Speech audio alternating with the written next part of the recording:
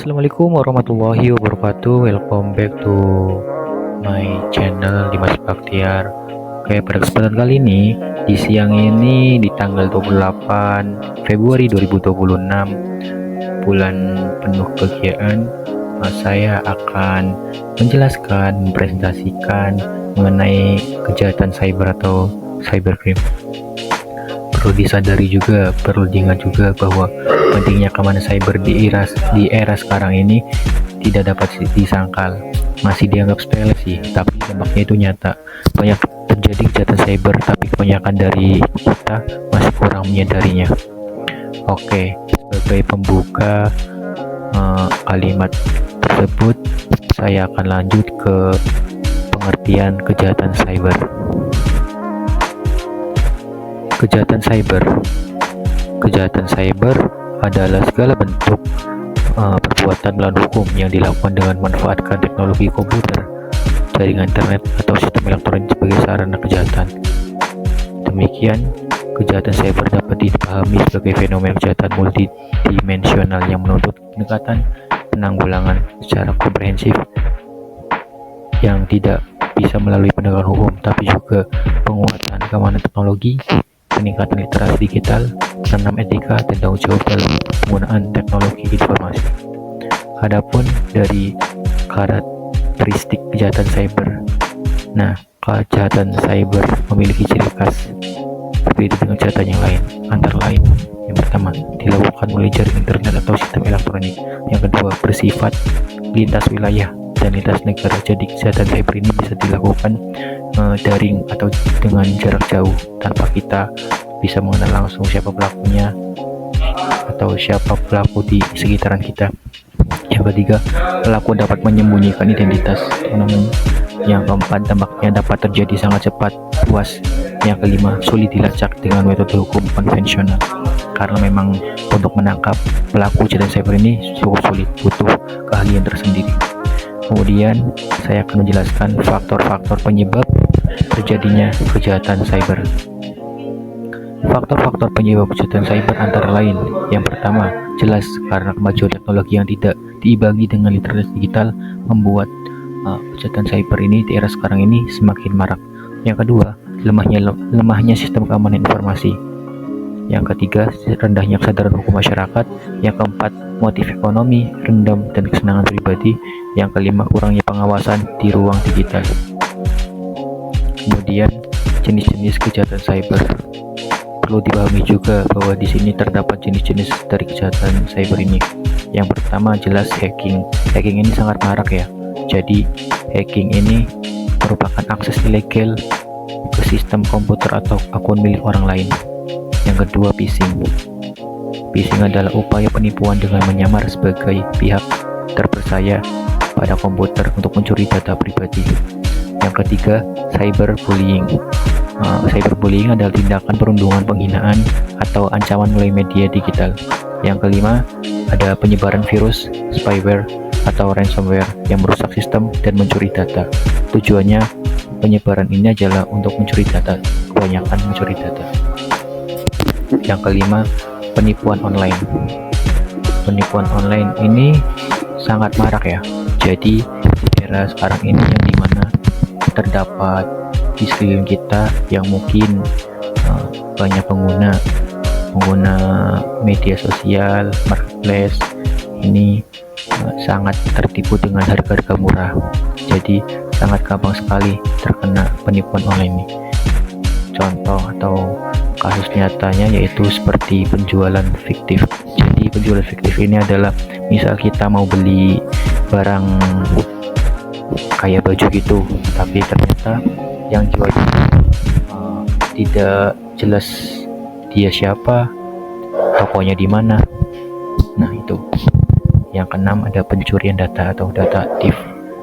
Jelas pencurian data pribadi atau rahasia tanpa izin ini sangat berbahaya. Pencurian data ini bisa dilakukan dengan cara penyebaran malware, hacking, maupun phishing. Lanjut mengenai dampak dari kejahatan cyber. kejahatan cyber menimbulkan berbagai dampak seperti jelas yang pertama kerugian finansial, yang kedua kebocoran data pribadi, yang ketiga menurunnya kepercayaan publik terhadap sistem digital, yang keempat gangguan keamanan dan ketertiban masyarakat, dan yang kelima trauma psikologis bagi korban, khususnya bagi korban bullying. Kemudian ada upaya pencegahan kejahatan cyber. Upaya yang dapat dilakukan untuk mencegah kejahatan cyber meliputi yang pertama, meningkatkan literasi dan etika digital. Yang kedua, menggunakan sistem keamanan yang kuat.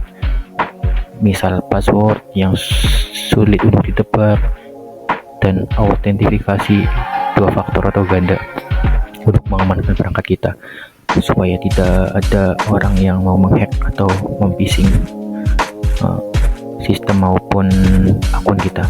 Yang ketiga, upaya dari pencegahan kejahatan cyber yaitu tidak mudah membagikan data pribadi. Jadi sebagai pengguna media sosial yang baik, sebagai manusia yang hidup di zaman sekarang, janganlah suka membagikan data pribadi kita kepada masyarakat luas. Misal ada foto-foto yang dikiranya penting, sensitif, sebaiknya jangan diumbar, cukup disimpan saja. Yang keempat, peran aktif pemerintah dan aparat penegak hukum. Dan yang kelima, kerjasama internasional dalam penanganan kejahatan cyber. Lanjut, cara untuk mengatasi serangan cyber. Serangan dan cara mengatasinya. Jelas yang dimaksud di sini yaitu serangan cyber seperti serangan virus dan malware, phishing, serangan DDoS, atau yang berhubungan dengan server. Yang pertama, serangan dan cara mengatasinya. Virus dan malware, mengatasinya dengan cara install firmware antivirus. Installnya bisa di sumber yang terpercaya, biasanya berbayar sih, tapi nggak apa-apa demi keamanan kita. Yang kedua ada phishing. Cara mengatasinya yaitu dengan mewaspadai email yang dibuat dengan nama dominan palsu atau mengambil alih nama domain yang sudah ada. Jadi harus waspada dengan email yang dibuat. Yang ketiga, serangan DDoS. Cara mengatasinya yaitu gunakan layanan cloud untuk melindungi server dan mengalihkan identitasnya. Yang keempat, jangan lupa untuk selalu memperbarui software secara teratur dan pastikan firewall ditingkatkan. Kesadaran keamanan cyber. Perlu diketahui juga bahwa kesadaran untuk melindungi dari upaya pencegahan kejahatan cyber, yang pertama jelas pendidikan ya. Pendidikan ini sangat efektif untuk mengurangi atau menghilangkan dari kejahatan cyber itu sendiri. Dengan cara apa? Dengan cara memperkaya pengetahuan mengenai kejahatan cyber dan cara melindungi sistem dan data. Kemudian proteksi sandi, menggunakan sandi yang kuat untuk melindungi hak akses data pribadi. Yang ketiga, kredensialisasi dan sertifikasi cyber security. Mendapatkan kualifikasi dan sertifikasi cyber security. Bagaimana caranya? Silakan cari sendiri. Gunanya apa? Gunanya untuk meningkatkan kualitas dan keamanan bisnis. Misal kita bisnis online, gunakan ini kredensialisasi dan sertifikasi cyber security. Kemudian sebagai penutup, di Indonesia kejahatan cyber ini sebenarnya sudah diatur dalam Undang-Undang Nomor 11 Tahun 2008 tentang Informasi dan Transaksi Elektronik UIT, dan juga Undang-Undang Nomor 19 Tahun 2016 sebagai perubahan atas UIT. Undang-undang ini mengatur tentang perubahan yang dilarang, sanksi pidana, serta perlindungan terhadap penggunaan sistem elektronik. Nah, sebagai penutup juga, saya akan menjelaskan beberapa kalimat ini. Kejahatan cyber merupakan tantangan yang serius nih di era digital yang terus berkembang. Oleh karena itu, diperlukan kesadaran bersama antara masyarakat, pemerintah, dan aparat penegak hukum untuk mencegah dan menanggulangi kejahatan cyber secara efektif melalui pendekatan teknologi, hukum, dan edukasi. Mungkin seperti itu, mungkin cukup sampai sini saya menjelaskan mengenai dengan kejahatan cyber. Kurang lebihnya mohon maaf.